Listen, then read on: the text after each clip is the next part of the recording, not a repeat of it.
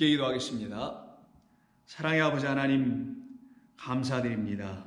오늘도 저희들에게 일용할 양식을 주시어서 저희들로 하여금 주님께서 주시는 것으로만 살아가야 한다는 놀라운 은혜의 이야기를 날마다 듣고 배우며, 그러므로 인해서 우리의 영혼이 살아나게 하는 그 양식을 먹고 살게 하시니 감사합니다. 저희들에게 오늘도 그와 같은 놀라운 은혜의 역사가 끊임없이 우리 아버지로부터 우리에게 흘러내려올 때에 그것을 놓치지 않고 살아가는, 그래서 복된 저희들 다들 되게 해 주시옵소서. 예수님의 이름으로 기도드립니다. 아멘.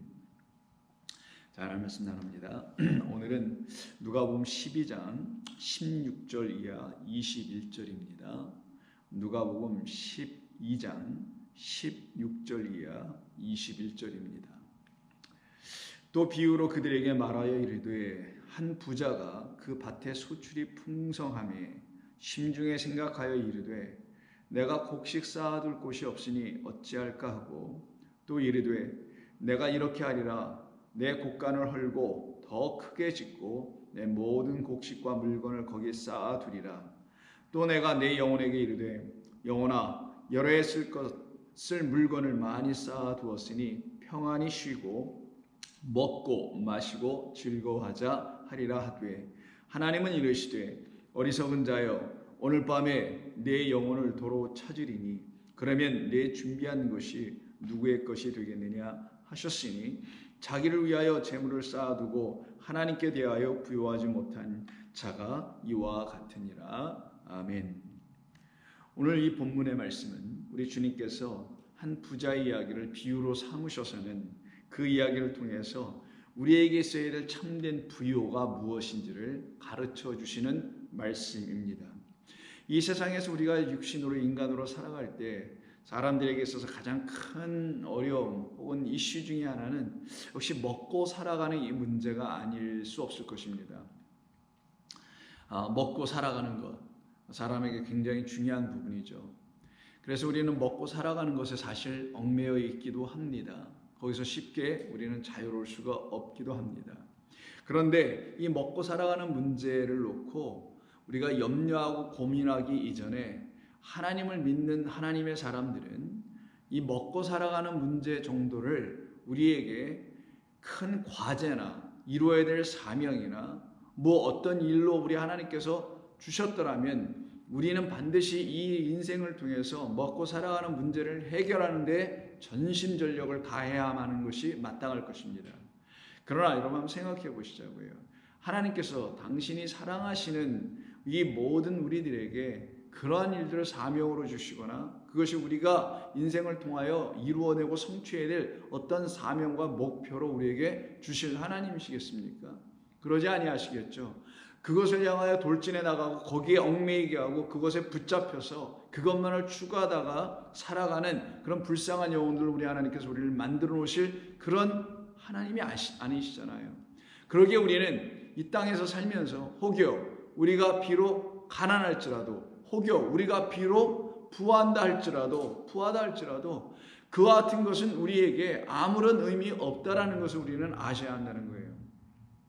하나님께서 우리를 향해서 정작 주시고자 하시는 것과 우리가 반드시 또 깨달아 취해야 될 것은, 우리가 가난한 데 처할지라도 혹은 부한 데 처할지라도 스스로 자천하며 절대로 부함을 통하여 가난함을 모르거나 가난함을 통하여 또 부함이 무엇인지를 모르는 그런 무지한 자들로 떨어지지 아니하고, 오직 하나님의 은혜로 말미암아 나의 이 가난 속에서 하나님이 나에게 부어주려는 참된 부가 무엇인지를 깨달아야 되는 것이며, 혹여 내가 이 땅에서 부한 자로 살아간다면 내게 혹시 있어야 될 그 하나님을 향한 영적인 가난함, 굶주림, 이것은 혹시 있지 않는지를 스스로 살펴볼 수 있을 때야만이 우리가 지향하고 우리가 붙들고 살아가야 될 것이 이 땅에서 말하는 가난과 혹은 부함이라는 그런 이슈들의 얽매여 될 것이 아니라 하나님께서 우리에게 주시려고 하시는 참된 부요가 무엇인지를 깨달아가는 것에 우리는 관심을 가지고 전심전력을 다하는 삶을 살아야만이 그들이 바로 복된 영혼들로 살게 되지 않겠습니까?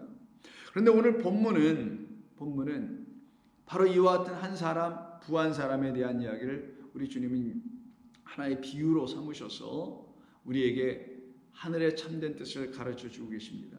오늘 본문에 등장된 이 부자는 큰 고민에 지금 빠져 있습니다. 여러분, 세상살이에서 가난한 사람들만 고민하지 않죠. 가난한 사람들 오늘 뭘 먹을까, 내일 어떻게 살아갈까, 이 문제를 놓고 고민하고 근심하고 염려합니다. 그런데 부한 사람들은 또 어떻게 근심하고 염려하면 내게 있는 이 부를 어떻게 관리하고 어떻게 지키고 어떻게 이걸 빼앗기지 않고 어떻게 나의 재산이 루스가 되지 않도록 내가 어떻게 해야 할까, 본인이 스스로 지금 갖고 있는 어떤 것을 어떻게 유지할까 하는 그 염려에 빠져 있기도 합니다. 오늘 이 본문에서 등장된 한 부자라는 사람은 바로 그런 고민하고 있었던 거예요. 무슨 고민하냐면 16절에서 뭐라고 하냐면 그 밭의 소출이 풍성함에, 그러니까 이 부자가 갖고 있었던, 소유하고 있었던 땅에서 그의 많은 소출이 일어났나 봅니다. 그걸 예수님이 비유로 삼으신 거예요. 그랬더니만 이 소출 때문에 이는 고민을 하더라는 거예요. 아니 여러분, 가난한 사람 입장에서 볼 때 그 정도 소출이면 뭐 그걸 고민할 일이 어디 있어? 감사하고 살아가야지. 하나님께 감사드려야지. 그리고 여유가 있으면 나와 같이 어려운 가운데 있는 사람들을 좀 도와주고 이렇게 살아가면 되는 것이지, 아무리 그걸 뭐 고민하고 염려하고 근심하고 잠 못 자고 와야 될 일이 뭐가 있어? 라고 분명히 생각할 수도 있겠죠. 그런데 이 부자는 고민에 빠져요. 어떤 고민에 빠지냐면 들어볼까요? 17절. 심중에 생각하여 이르기를, 자, 내가 곡식 쌓아둘 곳이 없으니, 이게 문제였던 거라는 거예요. 그의 소출이 얼마나 많이 나게 됐는지 어디 곡식을 예년처럼 쌓아둘 곳이 있지 못해서 이게 이에게 고민이 됐다라는 거예요. 그래서 어찌할까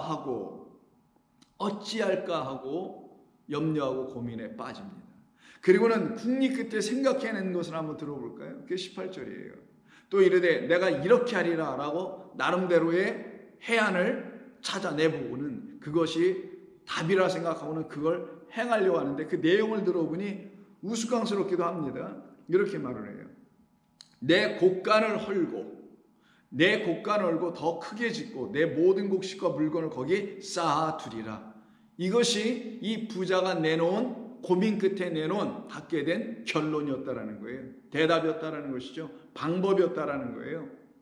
이것이 그가 갖고 있는 고민을 해결해주는 유일한 해결 방안이었다라는 거죠. 그럼 진정 이와 같은 생각이 그에게 있는 고민의 솔루션이 될까요? 그에게 있어야 될 고민은 이런 고민이어야 될까요? 이런 염려여야 될까요? 이런 생각이 될까요? 그가 신중에 생각해야 될 것이 그 소출이 많이 일어나는 것 때문에 고작 창고를 부수고 새로운 창고를 더 짓자 하는 것이 그에게 있어야 될 솔루션이 될까요? 고민해야 될까요? 아니죠. 그럴 수 없죠. 그래서 우리 주님께서 이걸 비유로 삼으신 거 아니겠어요? 이와 같은 사람, 곧 쌓을 곳이 없으니 내가 그걸 다 헐고 새로운 곡간을 더 확장하여 줘서 그곳에서 나 다 쌓아두겠다. 이렇게 생각을 혼자 스스로 하더라는 거예요. 그럼 우리는 한번 우스꽝스러운 질문을 이 사람이 한번 던져볼 수 있습니다.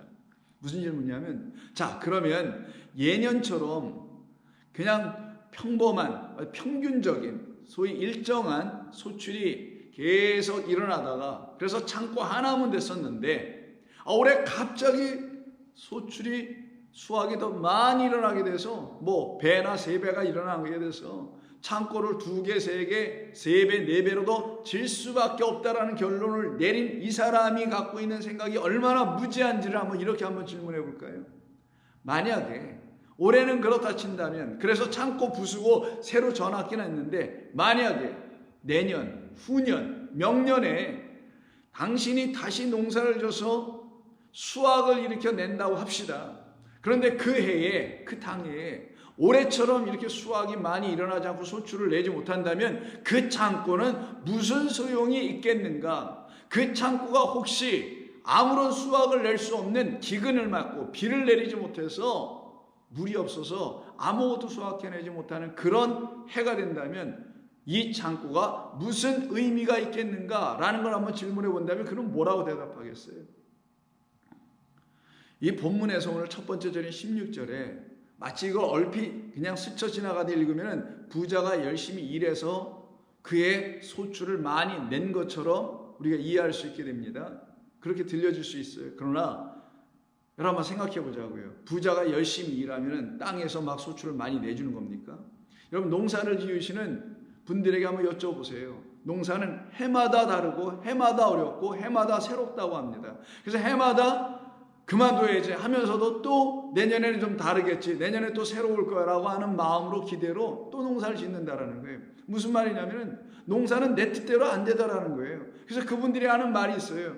하늘이 이런 말을 많이 쓰죠. 하늘이 허락해야지, 하늘이 도와야지, 뭐 이런 말을 하잖아요. 그러면 이 부자가 애써서 노력해서 땅에서 소출을 많이 내준 건가요? 아니에요. 부자가 한 건 아무것도 없어요.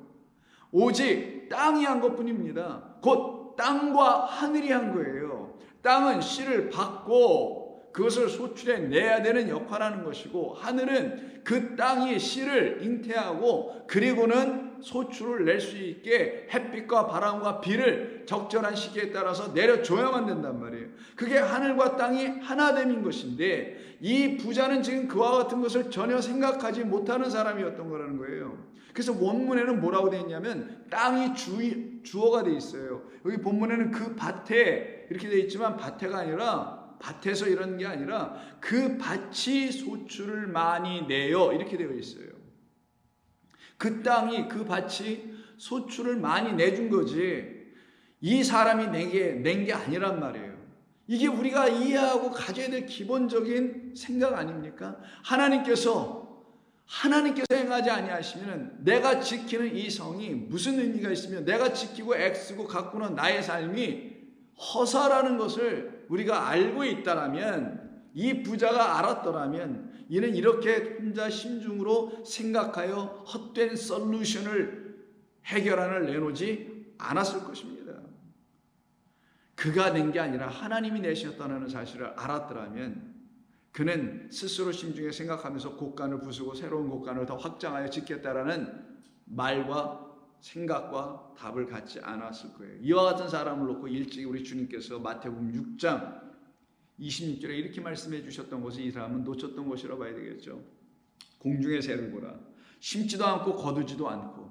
이건 우리를 놓고 얘기한 거예요. 내가 새들과 다른 게 있더냐?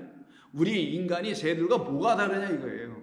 우리가 마치 하는 것 같고, 우리가 마치 세우는 것 같고, 우리가 마치 만들어가는 것 같고, 우리가 마치 창조해나고 새로운 걸 혁신적으로 이루어내는 것 같아 보이지 아니란다 라고 말씀하는 거예요. 너는 공중에 나는 새를 보면서 내가 저 새와 같아야 함을 알아야 된다는 거예요. 공중의 새가 스스로 씨를 뿌린 적이 있었냐?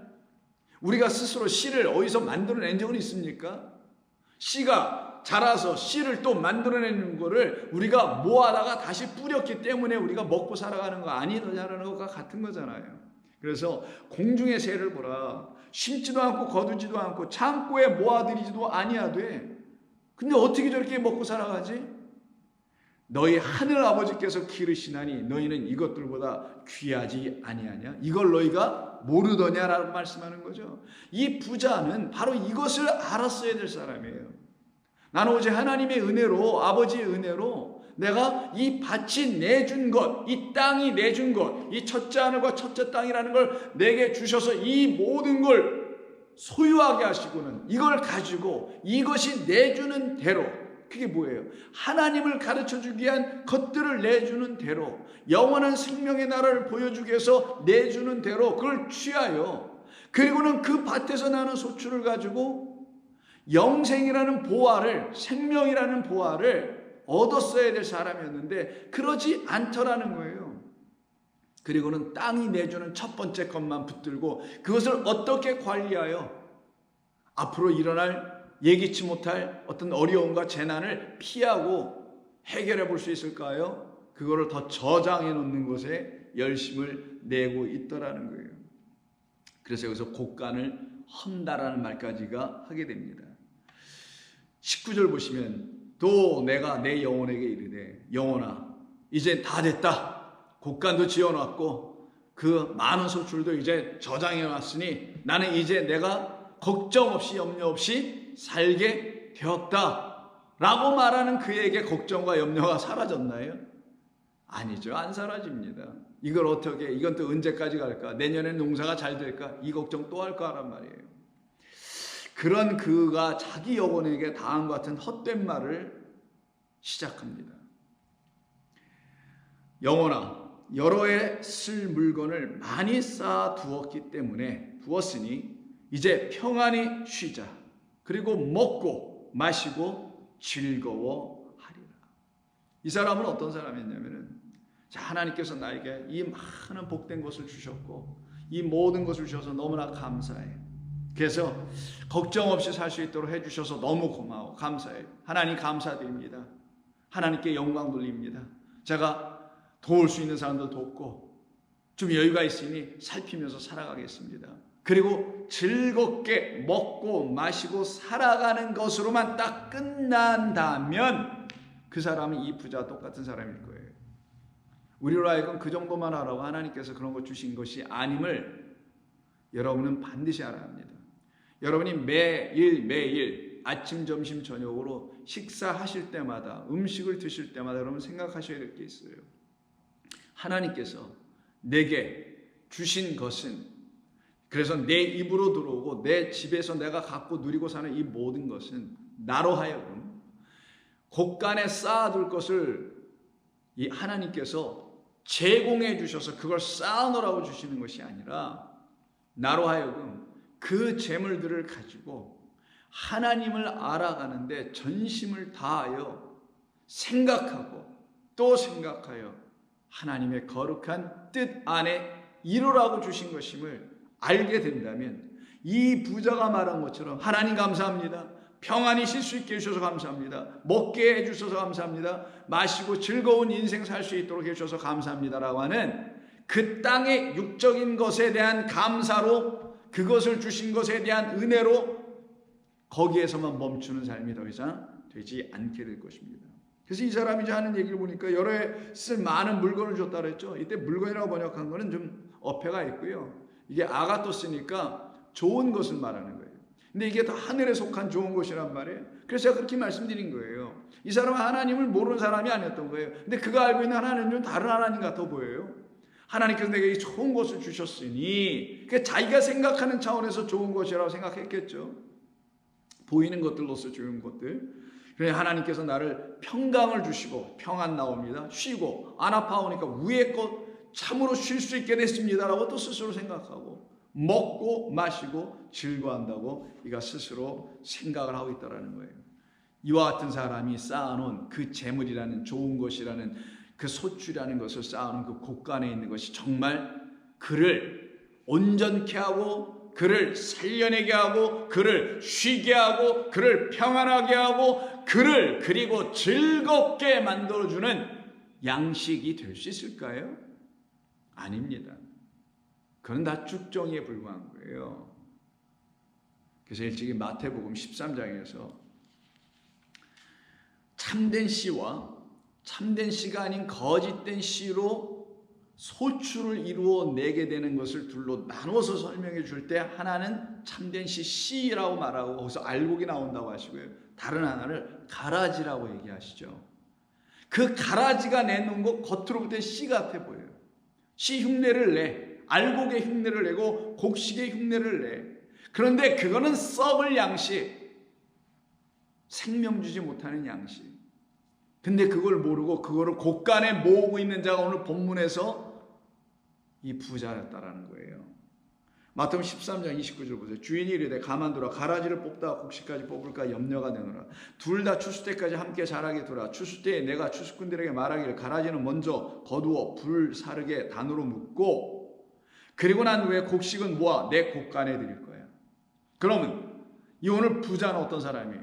자기 생각에는, 자기 생각이라고 해서 계속 심중에 자기가 판단하고 자기가 내린 자기 결론은 뭐냐면, 자기는 곡식 갖고 있었다고 생각했다라는 거예요. 근데 그 곡식은 영생을 이루는 그 곡식이 아니었던 거죠.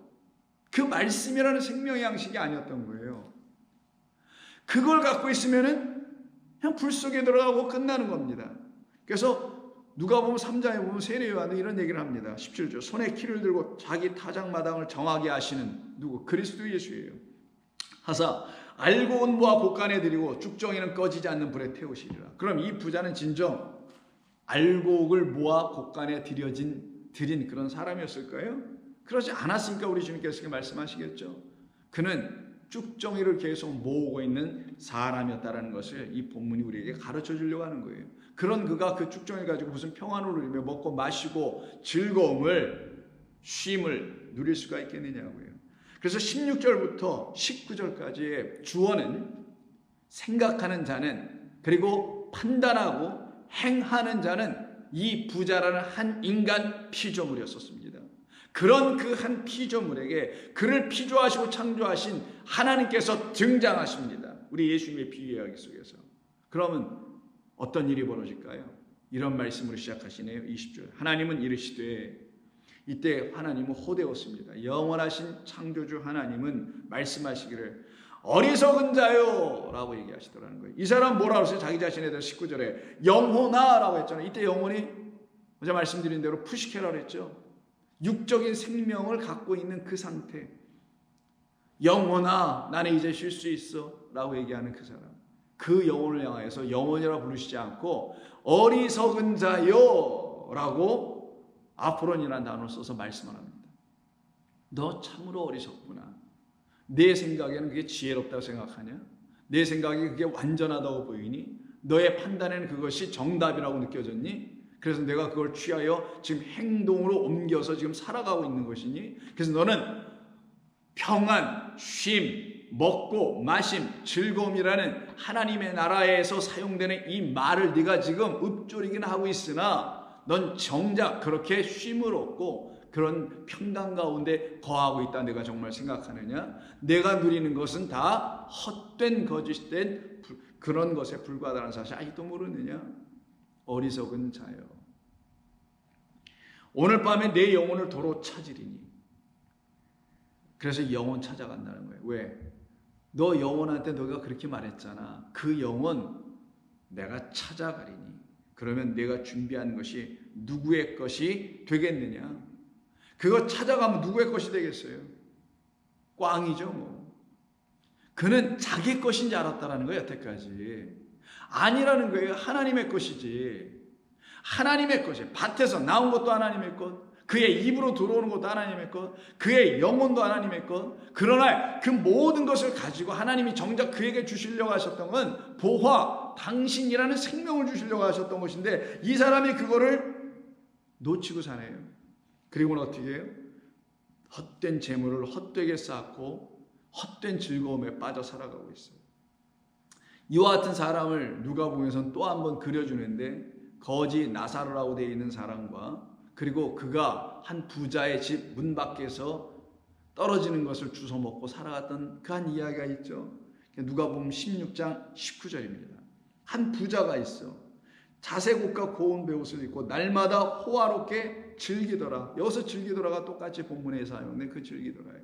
근데 이렇게 즐겼어요. 하나님께서 이로 하여금 그런 걸 가질 수 있도록 해주셨어요. 그게 뭐예요? 주신 모든 만물이라는 거예요. 그래서 여기 부자는 우리 모두를 말하는 거죠. 어떤 특정 진짜 물리적으로 물질이 많은 부자 한 사람만을 얘기하는 게 아니란 말이에요. 모두를 말하는 거예요. 인류 모두는 다 부자라고 제가 말씀드렸잖아요. 그리고 동시에 인류 모두는 가난한 자라는 사실. 부자이나 가난한 자. 그러나 가난한 자는 사실을 알게 되면 하나님의 부유라는 하나님이라는 부자 안으로 들어가게 되는 거예요. 그 영혼 안으로. 그래서 이 집에 누가 하나 찾아와 있어요. 보기에는 거지 같은 자가, 이게 부토코스니까 가난한 자가, 그 나사로잖아요.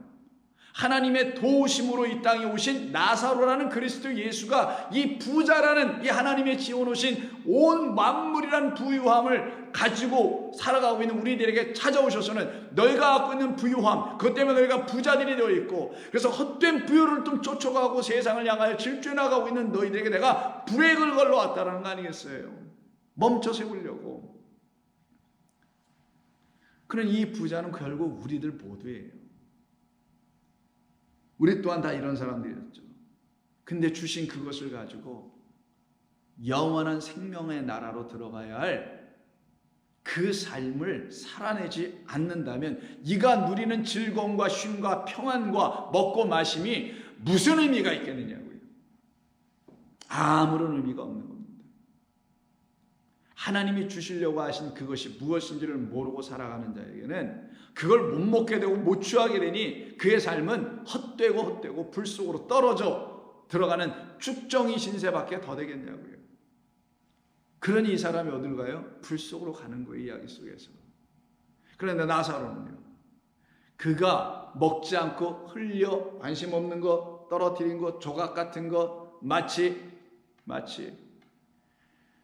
성전 건축가들이 돌을 하나 들고 쪼아서 네모 반듯한 걸 만들어낼 때 쪼가리로 떨어져 나온 것, 마치 부스러기 같은 돌. 근데 그 돌이 어떻게 돼요? 새 성전의 모퉁이 머릿돌이 되죠. 마찬가지. 이 부자의 상에서 떨어지는 그것, 그가 시원찮게 보고 하찮게 보고 업신여기는 그것, 참된 생명을 주시려고 이 세상을 지어놓으신 것 뿐이었는데 그 참된 것은 못 보고 이 하찮은 것, 이거를 끝까지 붙들고 살아가려고 했던 그 한 사람에 대한 이야기였던 거예요.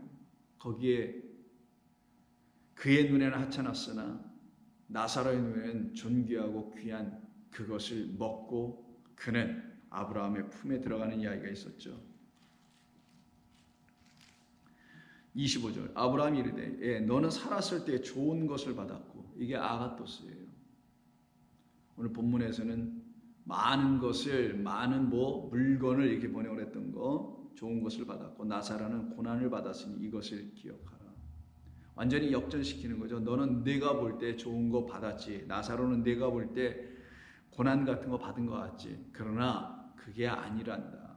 그는 내 안에 있는 부유를 얻기 위하여 세상이 알지 못하는 것을 찾아 그 길을 떠나가고 있는 내 백성, 나의 아들이라는 것을 다시 한번 가르쳐 주시는 거예요. 그들에게 반드시 고난당함과 박해당함과 업신여김을 당함과 그리고 죽임당함과 그런 것이 오는 것이니까, 이 세상에서는. 그러니 우리가 취해야 될 것은 단 하나입니다. 이 말씀을 듣고 우리의 어리석음이 끝이 나야 되고 하나님의 지혜가 우리의 삶에서 다시 시작되어야 하는 것이지요. 그때 비로소 우리는 21절 오늘 본문의 말씀을 듣고 깨닫게 됩니다. 자기를 위하여 재물을 쌓아두고 하나님께 대하여 부유하지 못한 자가 이와 같은 사람이라. 여기에서 지금 자기를 위하여 재물을 쌓았다고 하는데 그냥 쌓아놓는 거예요. 어떤 것을. 그게 재물이 됐든 마음이 됐든 생각이 됐든 자 쌓아놓은 자가 있어요. 그러나 그는 하나님께 대하여서는 부유하지 못한 자이다라는 거예요. 이때 하나님께 대하여 때 이 하나님은 바로 윗절인 20절에서 하나님과 달라요. 20절에서 하나님은 말씀드린 대로 호데오스인 영원하신 하나님을 말씀하는 것이며, 21절에서 그 사람이 하나님께 대하여 부유하지 못하고 있는 삶을 저렇게 살아가고 있다. 그는 보이는 육적인 것들을, 만질 수 있는 것들, 이런 것들을 가지고 부유하다라고, 하나님 나에게 이런 걸 많이 줬다라고 생각하고 있는 자다라는 거예요. 그래서 하나님에 대하여 부유하지 못할 때 이 하나님은 데오스만 쓴 겁니다. 이걸 말씀이라고 하는 거예요. 그럼 호데오스, 영원하신 하나님은 당신이 누구이신지를 우리에게 알려주셔서 그 하나님을 온전히 바라볼 수 있도록 해주시려고 데오스라는 말씀이라는 하나님을 우리에게 다시 계시하여 보내주시는 것을 말하는 거예요. 그 말씀이라는 하나님에 대하여, 곧 말씀에 대하여서는 전혀 부유하지 못한 이가 이와 같이 어떤 짓을 하더라? 자기 생각에 빠져서 결국은 헛된 곡간을 짓더라는 거예요. 뭐를 가득 채울, 불살라 다 살라져 버리게 될 무엇을 쭉정이나 담게 하는 그런 곡간을 짓더라는 거예요. 그런 곡간을 짓는 자, 결국 그는 어떤 자가 되겠어요? 바로 땅에 보이는 것들에 의해서 보이는 것들이나 취하다가 결국 다 빼앗길 수밖에 없는 자로 살아가게 되는 것이죠. 바로 이와 같은 우리들은 하나님은 경계하시는 거예요. 너희들은 그렇게 어리석은 자 되지 말고 나의 거룩한 말, 생명을 주는 말씀 앞에 서서 그 말씀으로 채움을 받아 그 말씀으로 부유하여 그 말씀으로 충만하여 너를 향한 하나님의 거룩하신 뜻이 무엇인지를 알라 하시는 이 하나님의 음성을 우리는 날마다 듣고 삶에서 주어진 모든 것을 놓고 이젠 더 이상 염려하거나 걱정하는 자들이 되어서는 안 되는 거예요.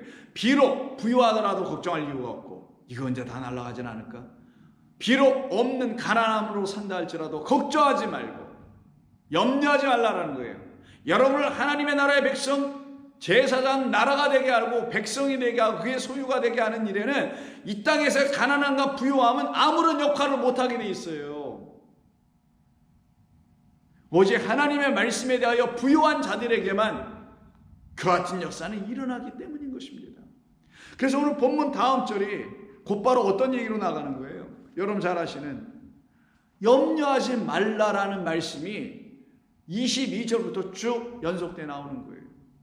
그래서 우리는 부요함으로도 염려하지 않고 가난함으로도 염려하지 않아요. 이 땅에 있는 거 가지고 염려하지 않아요. 무엇을 먹고 마실까 염려하지 않게 돼요. 우리에게 진정 무엇을 먹고 마셔야 될 그 먹고 마심은 우리에게 하나님께서 주시는 것이니까 무엇으로? 당신의 영을 통하여 성령으로 그 말씀이라는 데우스 하나님을 우리에게 넣어주시는 거니까 그때 우리는 우리의 어리석음에서 떠나나오게 됩니다. 우리의 헛됨에서 우리는 벗어나게 됩니다. 그래서 그들을 놓고 예배소서 5장 17절에서 바울이 이런 얘기를 합니다. 그러므로 어리석은 자가 되지 말고 오직 주의 뜻이 무엇인가 이해하라. 성령으로 충만함을 받아라. 우리의 믿음은 바로 이와 같은 말씀에 기인하고 있고요. 그렇게 우리는 한 발 한 발 하나님의 말씀을 듣고 깨닫는 순간순간마다 우리의 발걸음은 하나님께로 한 발 한 발 점점점 다가가고 있는 거예요. 그러다 어느 날 그 발걸음이 멈추게 됩니다. 그것이 우리의 삶의 끝인 거고요. 이 땅에서의 끝, 하늘에서의 영원한 시작이 우리에게 선물로 약속대로 주어지는 겁니다. 그러니 성도들이여 이 땅의 삶을 놓고 염려하고 걱정하지 마십시오. 그것은 하나님의 자녀들이 할 것이 아닙니다. 기도하겠습니다. 하나님 고맙습니다. 오늘 저희들은 주께서 행하시는 일들이 우리의 삶에 다 나타나고 있음을 이 말씀을 통하여 다시 한번 봅니다. 이 세상에서 살아가고 있는 저희들 아버지의 나라가 있음을 알고 살게 하여 주시옵소서. 주께서 행하시는 모든 일들 가운데 아버지의 역사하심이 있기를 소원합니다. 감사하며 예수님의 이름으로 기도드립니다. 아멘.